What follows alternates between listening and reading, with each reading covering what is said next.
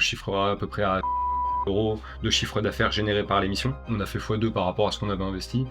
On demande à ce jour, on est à plus de droit d'entrée. Là, t'es sûr que tu passes? Non. Mais...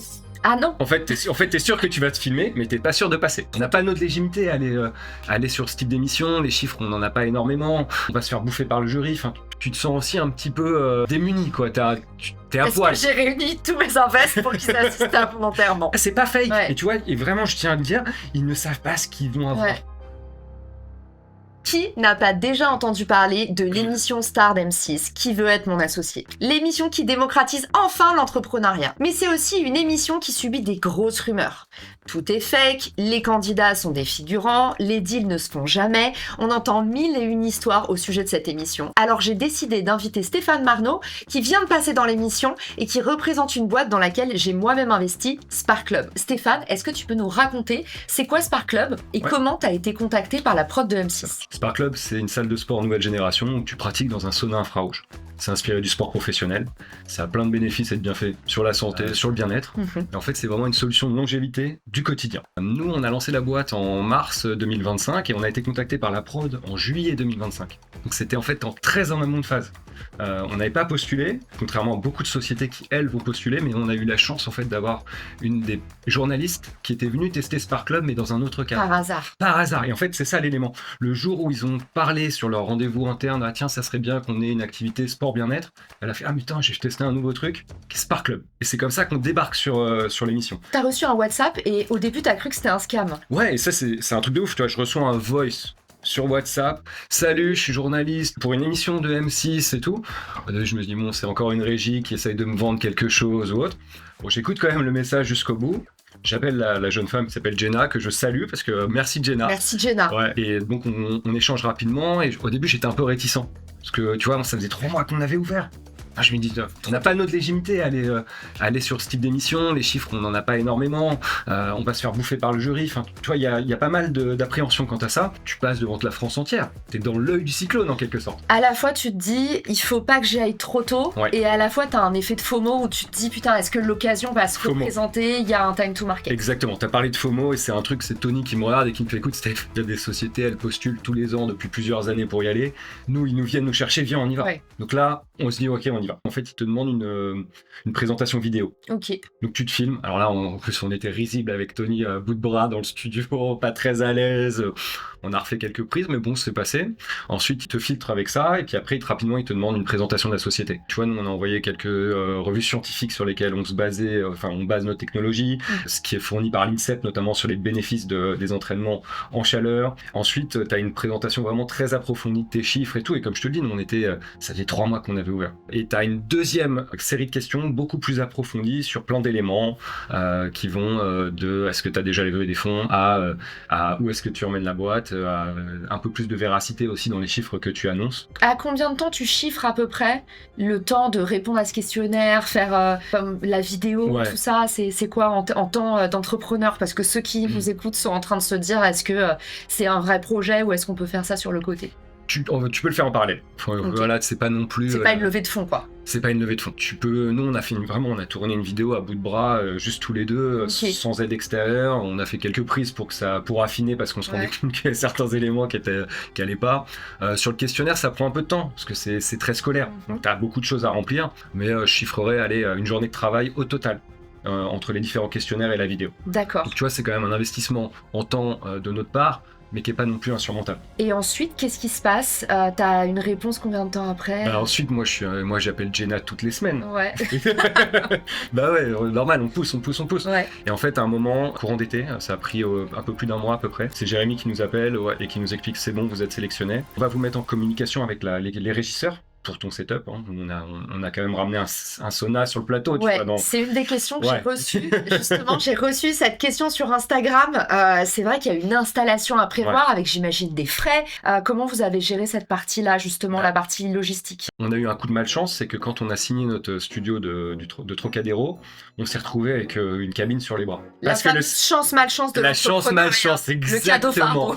Et donc on paye depuis des mois et des mois un service de stockage pour stocker ce sauna en trop. Alors que tu aurais pu le mettre chez Agence Personnelle. Et ouais, c'est peut-être ce qu'on va faire. Le fait qu'on ait ce sauna d'avance, c'est génial. c'est une malchance qui se transforme en une chance. Donc voilà, on dit à la prod rapidement, on a une expérience qui est incroyable, on veut la présenter le plus possible, donc il faut qu'on ramène un sonar. Là, t'es sûr que tu passes. Non. Mais... Ah non. En fait, t'es sûr que tu vas te filmer, mais t'es pas sûr de passer. Vous avez investi combien, du coup, sur l'émission? Ça nous a coûté à peu près 2000 € de logistique. Et derrière, c'est que ton temps et des éventuels coachings dont tu vas nous parler après. Exactement. Sur la préparation. Premier élément, on a fait un cours avec une journaliste, Catherine, trop cool, qui nous a permis de débloquer pas mal d'éléments. Comment positionner le regard, comment positionner la voix. Tu vois, moi, j'ai tendance à parler très vite, à avoir un débit assez incroyable. Et donc, elle nous a beaucoup aiguillé là-dessus. Tu pourras nous donner les contacts ouais, avec gens plaisir. qui sont bien comme ça pour tous ceux qui préparent carrément un exercice similaire que celui-là, vous gagnez du temps. Et puis on fait bosser Catherine. Exactement. Et le deuxième élément, on a travaillé sur le pitch avec un acteur de théâtre. On a fait 2 séances d'1 heure avec lui, David. David nous a accompagnés sur 2 séances où il nous a fait faire des choses qui nous ont complètement sortis de ce qu'on connaît. Okay. Moi, j'ai jamais fait de théâtre. Et c'était utile pour ta présentation? Tellement utile. Ah ouais? Ah, vraiment, quand Tony m'a dit ça au début, j'étais un peu réticent. Ouais. Je suis toujours un peu réticent au début. David, il nous fait faire des situations assez drôles, cocasses, tu vois. Faites le pitch comme si vous étiez ivre. Ça te débloque plein de choses. Il nous a fait faire le pitch plusieurs fois comme si ça se passait trop mal. Ok, bah c'est pas grave, même s'il y a, tu vois, un moment on se prend un peu les pieds dans le tapis, donc c'est pas grave, t'y vas. Et surtout, il nous a beaucoup aidé sur la partie body language entre Tony et moi quand on pitchait, tu vois, de vraiment pouvoir s'appuyer l'un sur l'autre. Tu vois, Tony est plus expressif sur certains éléments, moi j'étais peut-être plus ancré, et du coup, bah le but c'était d'arriver à tous les deux converger pour montrer qu'on est un super duo, tu vois, et qu'il y a beaucoup de complicité entre nous. Et tu vois, ça c'est un des éléments où si t'as pas ce point de vue extérieur et que t'as pas quelqu'un qui vient du théâtre et qui a l'habitude de ça, et bah tu passes à côté. On a aussi bossé la diction avec un stylo dans la bouche. Moi tous les matins, mon texte je le révisais sur mon vélo quand je vais au boulot, je me le répétais. Tony il faisait pareil dans les transports ou dans sa voiture. Donc on connaissait notre texte. Combien de temps t'as pour te préparer? Est-ce que tout le monde a le même temps? Ouais, alors non, tout le monde n'a pas le même temps parce que t'as des différentes dates de tournage. Donc la préparation, elle va être plus aléatoire. C'est au petit bonheur la chance. On est rentré dans le process en juillet, on a eu la réponse fin juillet et on a tourné début octobre. Je me souviens qu'avec Tony, vous vous êtes vraiment posé la question, est-ce qu'on utilise notre pouvoir, notre visibilité pour aller chercher des franchisés avec un ticket moyen ultra haut, mais pour le coup, une profondeur de marché, beaucoup moins de gens concernés, plus minime. Ou est-ce que on va chercher du grand public pour frapper un grand coup et faire le pari de l'effet un peu domino ou l'effet ricochet, c'est-à-dire finalement, boum, comme une traînée de poudre, ça nous rapporte des RP, des nouvelles personnes. Donc déjà, il faut arbitrer ça. Comment est-ce qu'on oriente le pitch? Ça commence par l'objectif. Exactement. Avec notre proposition de valeur qui est très localisée, il valait mieux qu'on s'adresse à des futurs franchisés plutôt que uniquement à des personnes qui pourraient être des utilisatrices et utilisateurs de Spark Club. Donc là, on a axé vraiment notre pitch autour de ça. Et c'est pour ça qu'il est d'ailleurs très business. Après, il a été victime du montage aussi. Anthony, ce qui est coupé au montage, mais il y a un son infrarouge chez lui déjà. C'est pour ça que quand on rentre sur le plateau et qu'il voit la cabine, il sait ce que c'est, il connaît déjà les bénéfices et les bienfaits. Il en parle parce qu'il est déjà utilisateur à titre perso, tu vois, il est convaincu de ce que ça fait. Et cette scène de début est forte d'ailleurs, je trouve l'effet d'annonce de pas être présent au démarrage et de sortir de la cabine, ça crée ce qu'on appelle le curiosity gap, c'est-à-dire en fait tout le monde se demande ce qui va se passer et déjà cette entrée était pour moi extrêmement réussie. Vous passez le lundi matin, tu te ramènes dans les studios, 5h30 sur place. Ouais, 5h30. Et attends, si tu veux que je te mette un petit niveau en plus de complexité supplémentaire, tu as vu sur le plateau, on a ramené plein de matériel de Spark Club. On a même des assises, on a tout un tas de choses, de la décoration de Spark Club. Donc le dimanche soir, j'ai pris une petite camionnette, j'ai été sur le studio de Bellini, j'ai récupéré des éléments de déco. Je suis arrivé à 5h30 sur le plateau avec ma camionnette pleine de matériel Spark Club. Ce mec chelou, Voilà, mais on voulait y aller jusqu'au bout. Bien sûr. Et puis c'est bien de montrer aux gens à quel point c'est do it yourself. C'est pas finalement la production de M6 qui met tout et toi t'arrives avec tes fiches Bristol et roule ma poule, quoi. Et du coup, à ce moment-là, tu sais déjà depuis quand, quel est ton jury. Il y a une communication intermédiaire. Ouais, tout à fait. En fait, 1 mois et demi à l'avance, tu connais ton jury. Ils te disent devant qui tu passes parce qu'en fait, ils te demandent aussi qui tu connais. D'accord. Est-ce que tu as déjà été en contact avec les membres du jury? Moi, j'avais, à titre perso, je connaissais bien Jonathan. Ça a été coupé au montage d'ailleurs. Mais Jonathan, en fait, on a bossé chez eFounders ensemble quand il lançait Aircall. J'ai dû déclarer à la production que je connaissais Jonathan. Et heureusement que je le fais. Parce que quand on rentre sur le plateau, Jonathan, il arrive sur le plateau.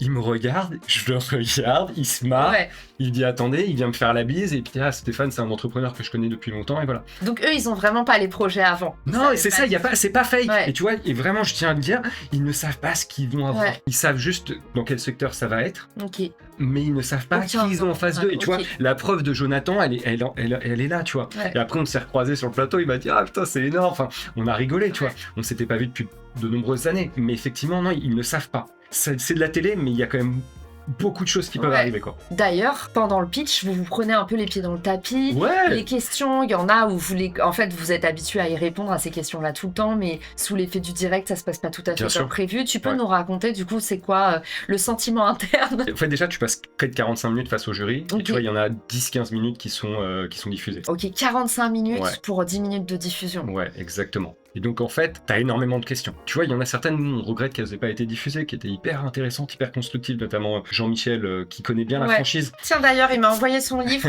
donc on voulait lui faire un petit spot de pub. Et Jean-Michel, qui connaît la franchise, nous dit « Ouais, mais vous avez un produit qui est très haut de gamme, donc très adapté pour le marché parisien. » Et ce qu'on lui prouve, par A plus B, c'est qu'en fait, nous, on a une composante immobilière qui nous coûte très cher et qui fait que si on va dans des villes en province, on va pouvoir avoir un tarif qui est moins élevé. En partant sur un modèle un peu comme tu l'as dans l'hôtellerie, si tu prends un hôtel Accor 4 étoiles à Paris, il va te coûter 250 € la nuit. Le même à Rouen, il va te coûter 150 €. Et ça ne choque personne. Par contre, ça, c'est le truc qui est frustrant du côté entrepreneur, c'est que jusqu'à la diffusion, tu ne sais pas quel est le montage. Ils ont quand même pas mal élagué et il y a des choses qui sont plus ou moins intéressantes qui ont été maintenues et c'est là où c'est frustrant, toi, du côté entrepreneur, de te dire ah bah tiens, il y avait telle ou telle question qui était hyper intéressante, hyper constructive et qu'elle n'est pas diffusée. Donc t'as fait tout ça, t'as dépensé 2500 balles sur la logistique, t'as mis tout ton temps, ton énergie, ton stress et t'es pas sûr de passer jusqu'à la dernière minute. Exactement. Ça, c'est un des risques que la prod te fait planer tout le long du process. Même après avoir tourné, tu n'es pas sûr d'être diffusé. Il y a un montage un peu drastique, complètement improbable qui est fait. Ça respecte globalement ce qui s'est passé. Bah, dans tous les cas, c'est filmé, donc après, c'est une seule prise. Hein. Donc c'est pour ça aussi que quand tu te prends les pieds dans le tapis, ils peuvent le garder ou ne pas le garder, mais c'est tout, c'est pas fake, tu vois, t'es pas en train de reprendre, ah non, on s'arrête, ça allait pas. Non, c'est parti. Donc tu vois, c'est d'ailleurs pour ça que la production, juste avant que tu rentres sur scène, les deux producteurs te font repitcher une dernière fois devant eux. Ah, d'accord. Pour s'assurer que tu t'es pas perdu complètement tes moyens. T'as une répétition générale avant d'être lâché. Dans la loge, juste quelques minutes avant d'aller sur le plateau. Est-ce que dans les projets qui sont pas à l'antenne, il y a certains projets sur lesquels ils ont investi? Ça m'étonnerait. C'est quoi, toi, ton avis là-dessus? Moi, j'ai un avis qui va être assez particulier parce que moi, j'ai bossé en fonds d'investissement. Et donc, en fait, tu vois, quand je suis passé sur le plateau, j'avais pleinement conscience d'un élément, c'est que je sors du plateau, j'ai une LOI. Donc, c'est une marque d'intérêt, mais c'est pas encore un deal, tu vois, et il peut se passer beaucoup de choses. Tout bon entrepreneur, c'est que tant que l'argent il est pas arrivé sur ton compte en banque, il faut pas trop compter dessus, il peut se passer beaucoup de choses. Et c'est ça, et puis tu te rends compte aussi, tu vois, tu pitches, donc parfois t'enjolives certaines choses. Heureusement, les gens font un peu un travail derrière, ce qu'on appelle une due diligence, de savoir si ce qu'on m'a raconté, c'est vrai. Il y a des investisseurs qui peuvent rentrer entre-temps dans la société, donc ce qui fait capoter ton deal aussi, tu vois, ça on en parle pas beaucoup, mais le fait d'aller passer à qui veut être mon associé, ça crédibilise aussi ta société. Oui. Vraiment, là-dessus, vu à la télé. Vu à la télé, tu vois. Et on a eu un investisseur d'ailleurs qui a beaucoup aimé ce côté-là parce que ça le rassurait aussi sur la capacité de Spark Club à devenir un franchiseur. Parce qu'on est à l'aise avec ça, on y va. Tu vois, ce qu'il faut faire, ce qu'il faut mettre en place pour développer la marque et donc demain développer le réseau, on le fait. Et tu vois, ça c'est un des éléments vraiment importants. Mais pour revenir vraiment sur la partie investissement, effectivement, il y a plein de deals qui ne se font pas. Mais en fait, tu as un taux de casse qui est le même, à mon avis, que dans tout business de fonds d'investissement. Et justement, le temps que le deal se mette en place et que l'argent arrive ou pas sur ton compte, qu'est-ce qui se passe après l'émission? Est-ce que tu as directement un rendez-vous avec le mec qui a investi? Tu disais dans un article que Anthony t'avait été hyper agréablement surpris parce qu'en fait, il s'était montré très disponible. Comment ça se passe un peu là après? Anthony, c'est un homme d'affaires. Il est accompagné, il a une équipe aussi derrière qui s'occupe de la gestion de sa société, enfin de ses invests et autres. Et donc rapidement, il te met en contact avec toutes les personnes en interne. Et donc ça, c'est quelque chose d'hyper appréciable. Après tout de suite, 2 jours après, on avait les numéros de téléphone. Il répondait au WhatsApp. Vous l'avez vu, on a un deal hyper particulier. Je dois lui livrer un sauna. Donc là, je suis encore sur la partie logistique. On va lui livrer son sauna. Ça, justement, on va pouvoir le suivre sur ton compte. Tu vas nous documenter.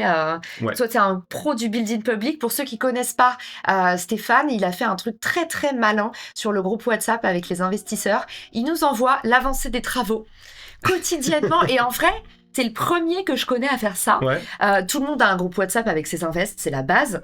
Mais en fait, je trouve ça assez génial parce que on voit le studio petit à petit, le nouveau Rue du Caire qui est absolument merveilleux. Donc, dans tous les cas, si vous me suivez sur Instagram, vous allez voir passer des stories là-bas. J'ai trop hâte que ça ouvre, mais tu viens encore de te prendre 3 semaines d'attente. On connaît les problèmes des travaux. En tout cas, tu documentes à chaque fois. C'est quoi le résultat que tu observes quand tu fais ce travail de documentation? Plusieurs, il y a déjà les gens se sentent impliqués dans l'aventure. Ouais. Enfin, ça nous ouvre des portes, ça nous débloque des situations. Parfois, tu vois, la dernière fois, on avait un problème de clim, il y a quelqu'un de la communauté qui a dit « Ah bah attends, je peux peut-être vous aider sur tel sujet. » Et donc là, c'est la même chose. Là, sur la livraison du sonar, Anthony, j'ai posté un message sur LinkedIn, j'ai plusieurs personnes qui se sont manifestées pour nous accompagner sur la problématique logistique. Okay. Parce que lui amener le sonar là où il est, ça va être un peu plus compliqué que juste de le livrer à Paris. Ouais. Donc là-dessus, on va faire la même chose, on va tout au long de l'aventure et jusqu'à ce qu'on lui installe le sonar chez lui, on va tout documenter. Et du coup, vous organisez-vous une watch party chez Spark Club? Ouais, exactement. Raconte. On a profité en fait de la diffusion pour réunir autour de nous nos amis, nos partenaires, les équipes, tous les gens qui nous aident un petit peu au quotidien. Et c'était cool parce que tu vois, on l'a fait sur le site en travaux de Spark Club Caire, Sentier. On était près de 70. Et ça, c'est un moment qui est cool parce que voilà, t'as tes proches autour de toi. Ça crée un temps fort. Et ça crée un temps, exactement. Et puis surtout, tu vois, comme t'as pas de visibilité sur ce qui va être diffusé, tu te sens aussi un petit peu démuni, quoi. T'es à poil. Est-ce que j'ai réuni tous mes invests pour qu'ils assistent à mon enterrement? Exactement, t'as un peu ce côté-là. Moi, j'étais un peu frustré par le montage parce qu'il y a des choses que j'aurais pas forcément mises et j'en aurais mis d'autres qui me semblaient plus intéressantes. Mais bon, t'as des personnes qui étaient proches autour de toi, donc dans tous les cas, elles sont plutôt complaisants avec ce qui se passe. Trop bien. Ouais. Et on arrive à la dernière partie, évidemment. Tout le monde se demande, à 3 semaines après l'émission, là, comment est-ce que tu estimes le ROI d'un passage télé devant 6 millions de téléspectateurs d'une dizaine de minutes? Ouais, nous on a un modèle un peu particulier, c'est que déjà tu as une offre qui est très localisée. Oui. Mais on a dû faire post-émission, je chiffrerai à peu près à 5 ou 6 000 euros de chiffre d'affaires généré par l'émission. Ok. Donc, on a fait x2 par rapport à ce qu'on avait investi, en plus de la visibilité que ça nous a offert. Voilà, on a touché toute la France avec beaucoup de personnes qui sont capables d'ouvrir des Spark Club à travers la France. 340 demandes à ce jour, on va voir combien on en convertit, mais en termes de chiffre d'affaires, avec les droits d'entrée qui vont être autour de 40 000 euros. Enfin, si on convertit que 1% de ceux qu'on a touchés, on est à plus de 100 000 euros de droits d'entrée. Et t'as un troisième marché qui, pour le coup, la taille du tam est vraiment très très légère, mais c'est du high ticket. Je pense que sans faire exprès avec cette histoire de cabine individuelle livrée à Anthony, vous avez aussi touché une section d'ultra riches qui va se dire attends, c'est intéressant les bénéfices de l'infrarouge. Moi je vous le dis, c'est ultra intéressant l'infrarouge. Quand je sors d'une séance chez Spark Club, super belle peau, on brûle 2 fois plus de graisse, c'est des micro-séances, donc pour ceux qui sont un peu hyperactifs comme Stéphane et moi, qui tiennent pas en place et qui dans leur journée veulent juste un shoot de dopamine, c'est juste parfait. Donc en fait ça va donner envie à plein de gens d'avoir leur propre cabine et avoir en fait dans les externalités, il y a peut-être ça qui va arriver aussi dans les prochains mois, des demandes d'ultra riches qui vont me dire en fait, est-ce que tu peux venir? Tu m'as dit en off, ça coûte à peu près 40 000 balles, un sonar, grosso modo. Tout à fait. Je pense que ça peut arriver aussi. Tout à fait. Peut-être pas tout de suite. Ouais, et puis ça, ou sur aussi des segments hôtels haut de gamme ou autres, qui voudraient s'équiper sur des offres assez innovantes. C'est quelque chose de nouveau, c'est quelque chose qui est sport, bien-être, longévité.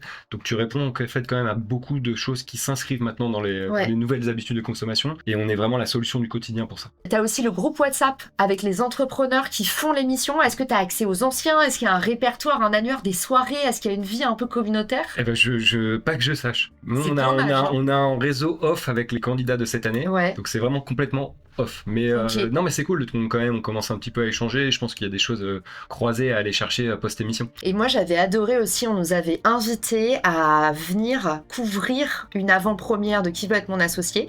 Et en fait, l'expérience était immersive. On était nous-mêmes, du coup, à la découverte des entrepreneurs dans des pièces dédiées où ils avaient créé leur propre expérience. Et j'avais trouvé ça hyper original parce qu'ils avaient invité que des entrepreneurs ou des gens influence business, entre guillemets.